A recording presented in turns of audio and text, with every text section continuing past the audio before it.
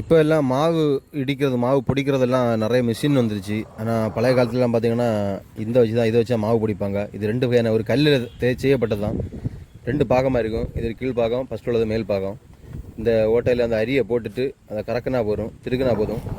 சுற்றும் போது அந்த அரி பொடிஞ்சு பாருங்கள் மாவாக்கில் விழுந்துட்டு இருக்கும்.